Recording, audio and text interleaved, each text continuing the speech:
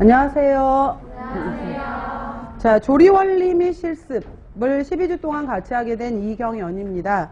자, 조리원리 실습 같은 경우에는 여러분들이 이제 영양사 때 한번 또 공부해 보셨고 이렇게 아시겠지만은 일단 처음 접할 때는 학생분들이 굉장히 쉽다고 생각을 하세요. 근데 조리 원리라고 말을 했지만은 실제로 조리 원리지만은 여기에서 조리 과학이라고 들어가잖아요. 그러다 보니까 이 과목이 절대 쉽지 않고 또 외워야 될 게 굉장히 많은 거죠. 그리고 이 조리과학 이전에 또 같이 알아야 되는 부분이 식품학, 식품화학이 들어가게 되는 거예요. 그래서 이런 경계 범위가 좀 애매하다 보니까 예를 들어서 뭐 유지 문제를 가지고서도 유지의 3패 문제를 물을 때는 식품학 문제가 되겠지만은 기름을 이용한 튀김 요리를 물어볼 때는 조리가 되는 거잖아요. 이런 식으로 경계 범위가 굉장히 애매하더라고요. 그래서 이렇게 들어가는 게 식품학 및 조리인데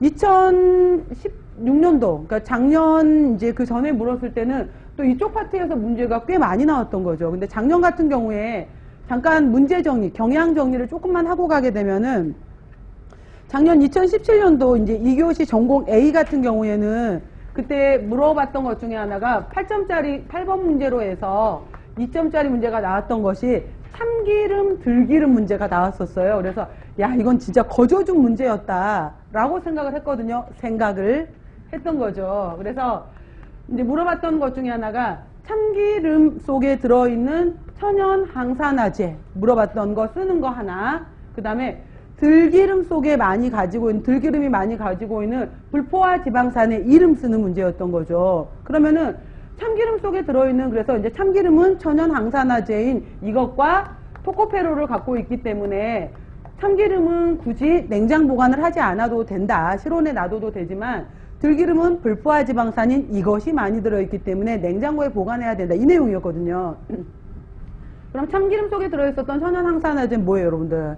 쇠사물이잖아요. 쇠사물이 들어있다라고 들어가게 되는 거였었고, 들기름에 들어있는 불포화 지방산의 이름은 뭐예요? 리놀? 뭐예요? 레산이에요, 렌산이에요? 레산인 거죠. 근데 이걸 써야 되는데 의외로 이거를 써갖고 틀린 학생들이 많았었어요.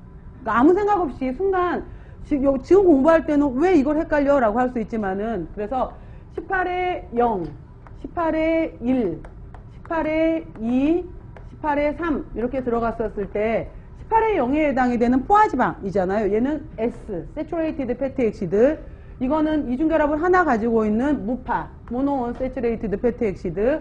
2개짜리나 3개짜리 같은 경우에는 폴리로 들어가게 되면서 푸파라고 우리가 표현하는 것들이잖아요. 그랬을 때 18에 0에 해당이 되는 이름이 뭐예요? 스테아릭 엑시드. 그 다음에 18에 1에 해당이 되는 것이 올레익 엑시드.